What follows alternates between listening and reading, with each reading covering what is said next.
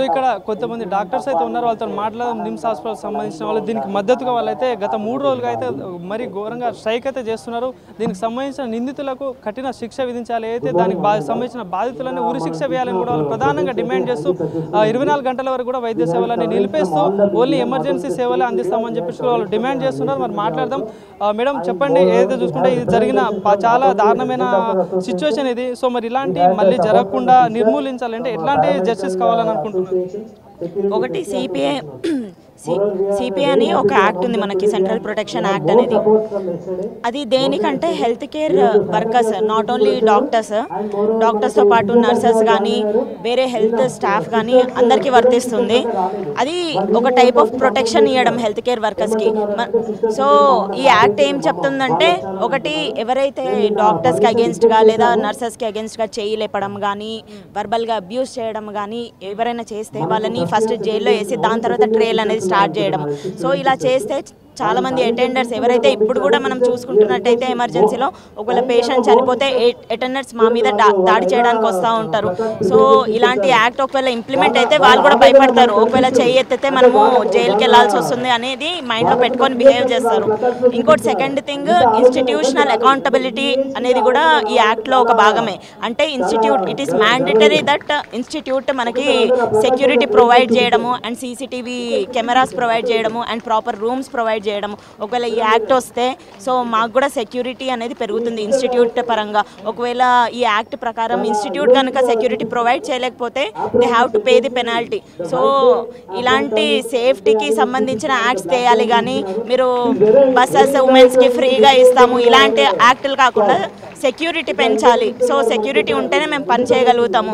రేపు నైట్ డ్యూటీకి వచ్చి పని చేయమంటే మేము సెక్యూరిటీ లేకుండా మేము ఎందుకు పని చేస్తామండి? ఇప్పుడు కాకపోతే కానీ ఈ ఘటన జరిగి ఇన్ని రోజులు అవుతున్నా కూడా అటు గవర్నమెంట్ కానీ ఇలాంటి అంటే సీరియస్ యాక్షన్ తీసుకోకుండా, అంటే సిబిఐలో విచారణ జరుగుతుంది కానీ దాని మీద మళ్ళీ ఆమె మర్డర్ జరిగింది, అది రేప్ కాదని కూడా కొన్ని అలిగేషన్స్ కూడా వస్తున్నాయి. సో దీనికి ఏం చెప్తారు?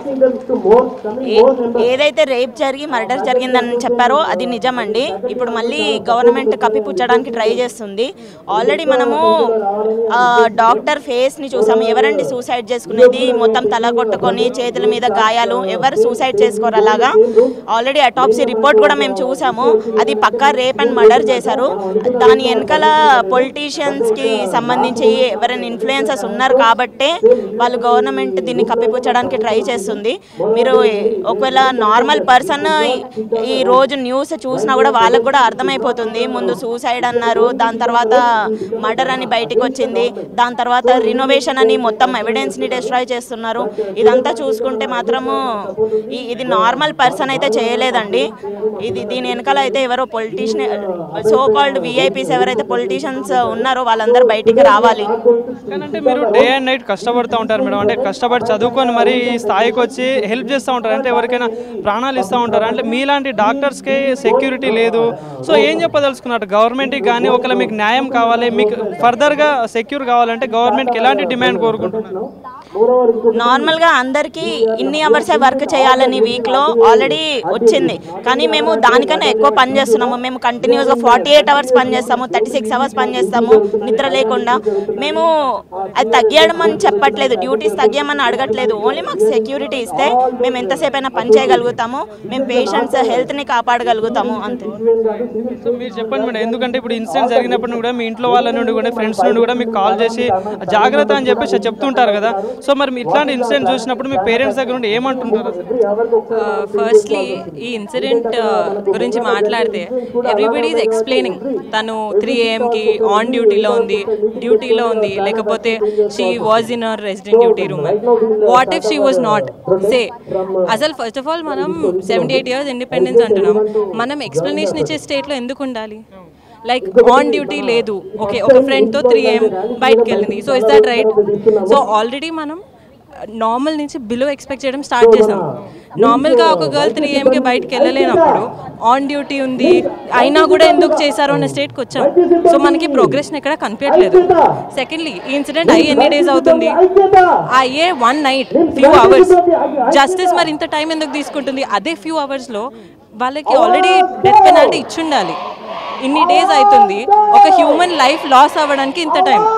ఎవ్రీడే మనం ఒక కంట్రీలో ఉంటాం, ఎవ్రీడే పేరెంట్స్ కాల్ చేస్తే జాగ్రత్త వెళ్ళిరా, బీ సేఫ్. బట్ అది ఎంతవరకు అవుతుంది? We have to look in to all these matters.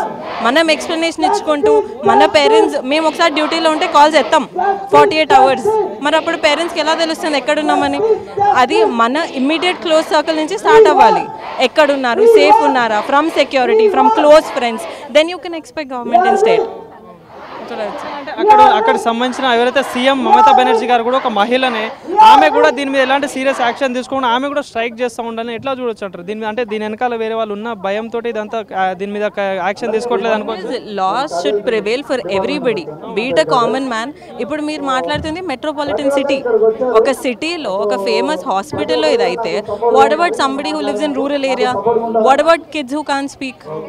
మరి వాళ్ళు ఇప్పుడు ఒక ఎవరన్నా, I wouldn't take names, but if somebody is not speaking one it happens in a city, ఒక విలేజ్ వాళ్ళు ఎందుకు మాట్లాడతారు? ఇంకా కన్జర్వేటివ్ ఆర్థోడాక్స్ బ్యాక్గ్రౌండ్ వచ్చినప్పుడు వాళ్ళు ఎందుకు మాట్లాడతారు?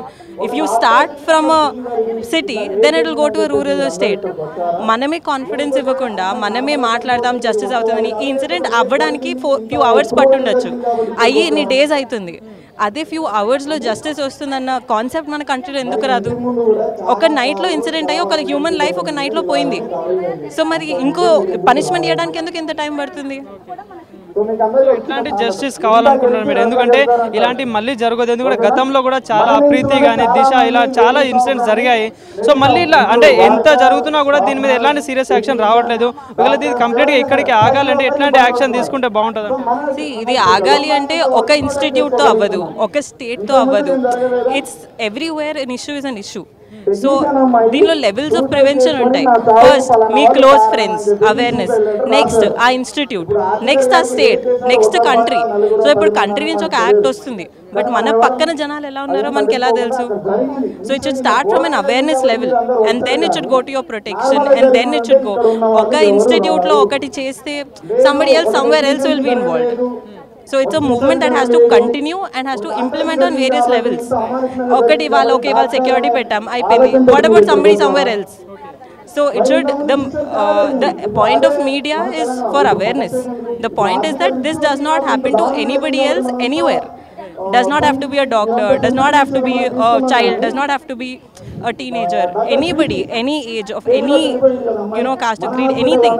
They should start implementing as first awareness build cheyali, then protection.